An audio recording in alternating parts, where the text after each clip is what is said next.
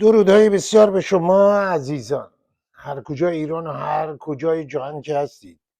درود به همبستگی ملی ایرانیان در سراسر جهان، در ایران و خارج ایران، کشورهای گوناگون. نیروی قدرتمند همبستگی ملی ایران که اثرگذار بوده روی سیاست‌های خاورمیانه‌ای آمریکا و کشورهای اروپایی هم زیر تأثیر چنین همبستگی ملی هستند که تصمیم گرفتن مدتها پیش از دور تازه جنگ علیه جمهوری اسلامی سپاهپاسداران رو در فهرست تروریستا قرار بدن. اما وارد مرحله جدیدی شدیم، جدیدتر از حتی دیروز. ساعتی پیش احتمالا خبردار شدید که مجلس خبرگان رو اسرائیل مورد حمله قرار داد. نشسته بودن در قم دفتر این مجلس که در اونجا تصمیم بگیرن چه کسی رو جانشین خامنه ای بکنن. 88 عضو این مجلس قضایی که همه اونها عملا از طرف خود خامنه ای انتخاب شده بود. خب مجلس بر سر اینها فرو ریخت. هنوز تعداد کشته شده های اینها معلوم نیست چند نفر هستن، اما تصویرهایی که منتشر شده عملا به نظر میرسه با خاک یکسان شده. وضعیت قرقاتی و در همین است در جمهوری اسلامی. بسیاری از فرماندهان نظامی امنیتی اینا که سر به نیست شدن، الان هم این وضعیت تعیین جانشین و اینها هم که به این شکل در اومده، در نتیجه بلبشویی است در درون آنچه که تهمانده جمهوری اسلامی باید اسمشو بذاریم. در یه همچین شرایطی اینها کسانی که دست به تفنگ دارن، دست به دکمه‌های شلیک موشک دارن و سلاح دیگه، اینها میتونن مسئله آفرین باشن و هدفی رو که پشت اینها هست و عده‌ای دارن این هدف رو در جمهوری اسلامی دنبال میکنن چه کنن؟ هدف این هست که بیان و منطقه رو درگیر یک جنگ بکنن. این شلیک به کشورهای عرب درست از سر ناچاری است، درست از سر بی آینده شدن جمهوری اسلامی است و میبینن که دیگه آینده ای ندارند. امید خودشون رو بستن به این که بتونن منطقه رو درگیر یک جنگ بکنن و در نتیجه بعد این یه قدرتی رو ایجاد کنه که آمریکا و اسرائیل و بقیه و کشورهای منطقه بیان با اینا وارد مذاکره بشن و حالا آتش بس و اینا. این هدف پنهان هست و رسما بیان نشده از سر نومیدی 30 سال اینها. خب اما آیا این هدف دست یافتنیش؟ ابدا، امکان نداره، برای اینکه قدرتی نیست دیگه. قدرتی نیست. همون نظم و نظامی که در تشکیلات سپاه پاسداران داشت و در ارتش داشت و در نیروهای امنیتی داشت، اینا وجود نداره. یه هستن مثل قالیباف و دارادسته حسن خمینی و حسن روحانی و اصلاح طلب اصولگرا، هر دو رسیدن به یه خط دست در دست هم دارن به این کار دست میزنن، چون شدنی نیست به دلایل مختلف. یکیش همین که گفتم خدمت شما. خب آمدن و شلیک کردن به اشکال پهپادایی که رفتن مثلا سفارت آمریکا رو در ریاض مورد حمله قرار دادن، یا مثلا به کویت شلیک کردن، به قطر که دیگه دوست اینها بود و اینها چه سرمایه ایران رو به حلقوم قطری ها ریختن. به یک شهرک صنعتی در واقع رأس لافان در قطر حمله کردن که اونجا کارش اتفاقا همین گازیه که از ایران میچاپه اونجا تبدیل به گاز مایع میکنن، LNG و اینها. اونجا رو یه لطماتی زده، یه جای دیگه هم به یه مخزن آب یه نیروگاه زده و همینطور به سلطان نشین عمان که بسیار هم دست در دست اینها داشته، کمکشون کرده، وساطت کرده، پیام آورده. اون بدر بوسعیدی وزیر خارجه عمان نشسته از این اتاق و اون اتاق میبرن نقل و نبات که نه، این پیام های التماس آمیز جمهوری اسلامی برده، جواب برده و اینها، به اونجا هم شلیک کردن. به بندر سلاله یا پورت سلاله در عمان شلیک کردن. یه نفتکش، یه کشتی هم اونجاها بوده آتش گرفته در اثر حمله جمهوری اسلامی، یه ملوان هم مرده. از این کارها، اونی که گفتن که مثلا فرض کن به آتش میکشیم منطقه رو، پایگاه های آمریکایی رو، و همینجا خط شد، به اضافه مثلا یه به اصطلاح رأس تنوره در عربستان و اینها یه پالایشگاه. خب همین هست این کارها که اینا از این طریق، حالا اقدامات بعدی هم احتمالاً خواهد بود، منطقه رو به جنگ بکشونه. اما طرف مقابل کیه؟ آمریکا، اسرائیل و همین کشورها که دیگه الان پیوستن. گفته شده قطر هم چند حمله نظامی کرده یا اقدام نظامی دست زده علیه جمهوری اسلامی. پرزیدنت ترامپ اومده بود، خب روز گذشته خیلی روشن گفت این جنگ میتونه تا 6 هفته هم طول بکشه و اگر هم لازم باشه تلویحا اشاره کرد که ما میفرستیم به نیروی پیاده نظام هم میفرستیم در اونجا و میخوایم که جمهوری اسلامی دیگه به طور قطع دست برداره از این چه هست موشکی، سلاح اتمی و تولید موشک‌های دوربرد و حمایت از تروریسم هم هدف‌های و نیروی دریایی جمهوری اسلامی می‌خوایم نابود کنیم. اینا رو گفته، اما قبل و بعد از اون هم تأکید کرده که اصلا دیگه هدف تغییر برداشتن این مجموعه است دیگه، به درد سراش نمیارزه،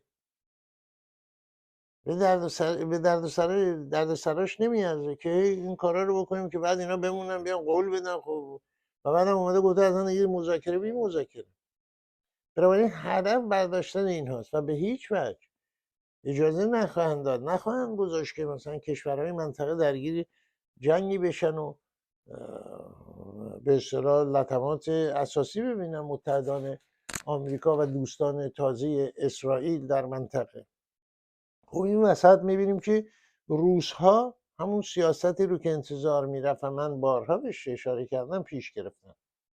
به عنوان یک ناظر ایستادن کنار و نظارت میکنن، چون روس‌ها یه سیاست زیرکانه‌ای داشتن طی این سالها بعد از فروپاشی شوروی و اونی که با تمام کشورهای منطقه روابط دوستانه داشتن. با اسرائیل روابط بسیار دوستانه، با جمهوری اسلامی که بر ایران حاکم بود و الان روزهای آخر میگذرونه روابط دوستانه. با سوریه اسد که با عربستان بسیار مشکل داشت و عربستان که با سوریه مشکل داشت، با هر دو هم روابط دوستانه. با مصر، ترکیه که با هم مشکلات داشتن، با هر دو روابط دوستانه. خب این سیاست بسیار موفقیه. این وسط جمهوری اسلامی رو نه اینکه روابط دوستانه، روابط به چاپ داشته و خودش هم میدونست که برای همیشه نمیتونه این روابط ادامه بده به این شکل. بله در یه وضعیت درست روسان مثل بقیه کشورها میتونن روابط مناسب بر اساس مسائل ملی دو کشور داشته باشن، تردیدی نیست. ولی اینکه تمام منابع، نصف بیشتر سهم ایران رو در دریای خزر بالا بکشید و اینها، که البته اونجا هست برای خودش دریای خزر، پس گرفته خواهد شد حقوق ایران در دریای خزر، دریای حکومت ملی، نمیشه ادامه داد. اینی که الان ایستادن کنار دارن نظاره میکنن ببینن به کجا ختم میشه. چینی هم که دیگه نگو نپرس. این همه بازارهایی که در منطقه دارن، خب طبعا اونها به دنبال این نیستن که وارد بازی نظامی یا حمایت از جمهوری اسلامی بشن به هیچ وجه. اگه میگفتن علی مونده و حوزش، دیگه این علیه که سید علی باشه و اینها که دیگه هم در میون نیست. بعد من نمیدونم این مجلس خبرگان حضرات به چه مناسبت تشکیل شده. شما که رهبر انتخاب کنید، حالا که اینا نیست، رهبری هم نیست که بیاد از این پرواره این حضرات چرتی ها رو دوباره انتخاب بکنه. اصلا در هم بر هم شد. خلاصه این که میبخشید، هدف این تهمونده جمهوری اسلامی اینه که منطقه رو وارد یه جنگ بکنه که نخواهد شد، مثل جنگ آمریکا که علیه عراق بود و رفتن آمریکا به اونجا، یا مثلا افغانستان یا جنگ های دیگه منطقه عراق و کویت، جمهوری اسلامی و عراق و از این حرفا، منطقه درگیر یه جنگ اینجوری بشه. از این حرفا که میگم حرفای بسیار گران قیمت و ملت های منطقه از جمله ایران تموم شد، ولی نخواهد شد.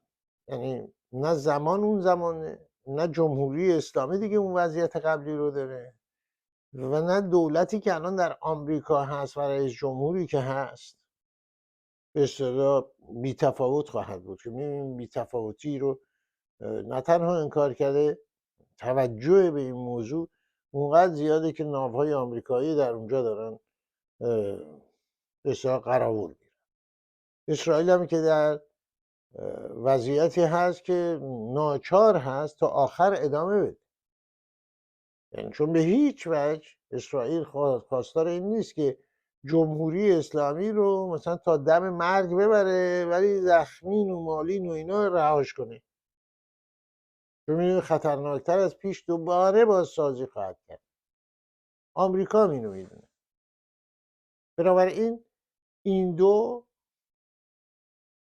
اجازه نخواهند داد که منطقه درگیر یک جنگ بشه و جمهوری اسلامی که چه ارز کنم این تهمونده با این شلیک‌های یا فرستادن پهپادهای این گونه بحران گسترده در منطقه به وجود بیاره. نوبت مردم ایران قطعا خواهد رسید بی تردید، چون به اصطلاح بساط رو، سخن آخر رو مردم ایران خواهند داشت. در بلندای ایران سخن آخر رو خواهند زد، حرف آخر. جمع کردن این بساط هست. اتفاقا دیدم ترامپ هم سفارش کرده که شما میتونید در خونه ها بمونید، بعد از پایان عملیات نظامی که به شدت سرکوب شده جمهوری اسلامی و نیرویی برای سرکوب مردم نداره، بیاید و این بساط رو جمع کنید. چون جورایی هم گفته که این تازه اول کاره در این 4-5 هفته‌ای که مونده، یعنی میتونه سهمگین تر از این باشه. و این دیگه بلوف های محسن رضایی و بقیه نیستش که آمریکا فقط یک شلیک بکنه ما اسرائیل رو نابود میکنیم، خود آمریکا رو هم سلاحایی داریم که نابود میکنیم. از این حرفا نیست، از این حرفا نیست، نه بلوف نه صحبت. نمونه شد توی همین 3-4 روزه دید. منطقه درگیر جنگ نخواهد شد. سرکوب جمهوری اسلامی، بازوان جمهوری اسلامی تا قطع کامل و از کار افتادن اونها ادامه خواهد داشت. من فکر میکنم دیگه کسی جرأت کنه بشینن جلسه تشکیل بدن که عرض کنم خدمتون رهبری چیزی انتخاب کنن. با همین 3 مسخره که انتخاب کردن که هر سهشون در جنایات جمهوری اسلامی سهیم هستن، فعلا دارن کارو به طرز همین پریشان احوالی پیش میبرن که پیشرفتنی هم در کار نیست، در واقع پسرفتی است که روز به روز با سرکوب‌های بیشتر در همتر و برهمتر خواهد شد. این حکومت ایران متعلق به همه ایرانیان و ایرانیان در صددن وطن خودشون از ملایان و مخلفات اونها پس بگیرن و موفق خواهند شد. بی تردید.